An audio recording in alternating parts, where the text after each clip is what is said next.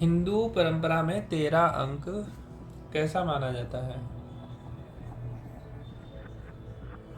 हिंदू परंपरा में 13 अंक को काफी अलग ढंग से देखा जाता है। कुछ लोग इसे अशुभ मानते हैं, लेकिन असल में हिंदू धर्म में इसके कई सकारात्मक पहलू भी हैं। जैसे प्रदोष व्रत 13वीं तिथि को आता है, जो भगवान शिव को समर्पित है। क्या आप इस बारे में कुछ विस्तार से जानना चाहेंगे?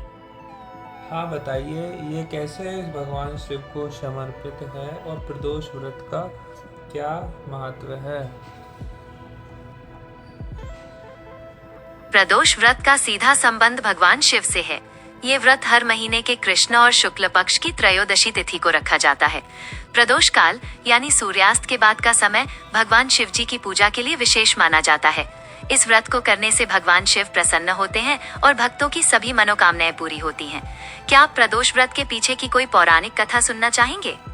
भगवान शिव को क्यों समर्पित है ये? कैसे ये प्रदोष व्रत भगवान शिव को समर्पित हुआ? एक पौराणिक कथा के अनुसार जब समुद्र मंथन हुआ था तो उसमें से हलाहल विष निकला था। इस विष को पीने के लिए कोई तैयार नहीं था, क्योंकि इससे सारी सृष्टि का विनाश हो सकता था। तब भगवान शिव ने इस विष को अपने गले में धारण कर लिया। विष के प्रभाव के कारण उनका गला नीला पड़ गया और वे नीलकंठ कहलाए। जिस दिन ये घटना घटी उस दिन त्रयोदशी तिथि थी और प्रदोष काल चल रहा था। इसी वजह से ये व्रत भगवान शिव को समर्पित माना जाता है और इस दिन प्रदोष काल में उनकी पूजा विशेष रूप से की जाती है। क्या आप इस व्रत के दौरान किए जाने वाले कुछ उपायों के बारे में जानना चाहेंगे? त्रयोदशी से क्या संबंध है प्रदोष व्रत का? प्रदोष व्रत त्रयोदशी तिथि को ही मनाया जाता है। हिंदू पंचांग के अनुसार हर महीने में 2 बार त्रयोदशी तिथि आती है, एक कृष्ण पक्ष में और दूसरी शुक्ल पक्ष में। प्रदोष काल, जो सूर्यास्त के बाद का समय होता है, भगवान शिव की पूजा के लिए विशेष माना जाता है। यही कारण है कि त्रयोदशी तिथि को प्रदोष व्रत के रूप में मनाया जाता है। क्या आप इस व्रत के बारे में कुछ और जानना चाहते हैं? मैंने सुना है कि प्रदोष व्रत या त्रयोदशी कामदेव से, शिव जी से कुछ संबंध रखती है। इसके बारे में बताओ। हाँ, आपने सही सुना।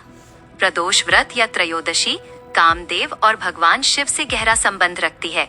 दरअसल एक पौराणिक कथा के अनुसार जब कामदेव भगवान शिव की तपस्या भंग करने आए तो भगवान शिव ने क्रोधित होकर उन्हें भस्म कर दिया।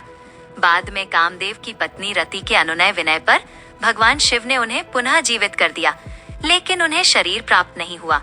जिस दिन ये घटना घटी उस दिन त्रयोदशी तिथि थी, इसलिए इस तिथि को कामदेव और भगवान शिव दोनों से जोड़ा जाता है। क्या आप इस कथा के बारे में कुछ और जानना चाहेंगे?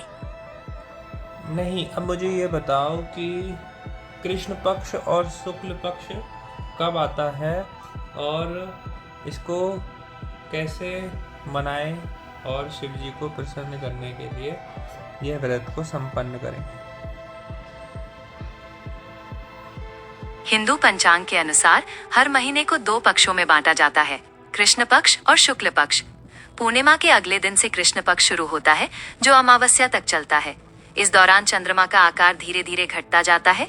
वहीं अमावस्या के अगले दिन से शुक्ल पक्ष शुरू होता है, जो पूर्णिमा तक चलता है। इसमें चंद्रमा का आकार बढ़ता जाता है। प्रदोष व्रत आप हर महीने की कृष्ण पक्ष और शुक्ल पक्ष की त्रयोदशी तिथि को रख सकती हैं। इस दिन सुबह उठकर स्नान करें और स्वच्छ वस्त्र धारण करें। इसके बाद शिव मंदिर या घर में ही शिव जी की पूजा करें। उन्हें बेलपत्र, दूध, जल आदि अर्पित करें। प्रदोष काल में पूजा करना विशेष फलदायी होता है। पूजा के बाद शिव जी की आरती करें और व्रत का पारण करें। इस व्रत को करने से भगवान शिव मनोकामनाएं पूरी करते हैं और सुख समृद्धि प्रदान करते हैं। क्या आप इस व्रत के नियम और सावधानियों के बारे में जानना चाहेंगे? हाँ, बताइए। प्रदोष व्रत के दौरान कुछ नियमों का पालन करना आवश्यक है, जैसे व्रत के दिन उपवास रखना, केवल सात्विक भोजन करना और भगवान शिव की पूरी भक्ति और श्रद्धा से पूजा करना। जहाँ तक सावधानियों का सवाल है, व्रत के दौरान किसी का अपमान न करें और मन में किसी प्रकार का गलत विचार न लाएं। क्या आप व्रत के उद्यापन के बारे में जानना चाहेंगी? उद्यापन का मतलब? उद्यापन का मतलब होता है व्रत का समापन करना। कोई भी व्रत तभी पूरा माना जाता है जब उसका उद्यापन किया जाए। प्रदोष व्रत का उद्यापन करने के लिए कुछ खास तरीके हैं। आप कम से कम 11 या 26 प्रदोष व्रत करने के बाद उद्यापन कर सकती हैं। उद्यापन के लिए किसी अनुभवी पंडित का मार्गदर्शन लें और उनकी बताई गई विधि के अनुसार हवन करें, पूजा पाठ करें और ब्राह्मणों को भोजन कराकर दान दक्षिणा दें।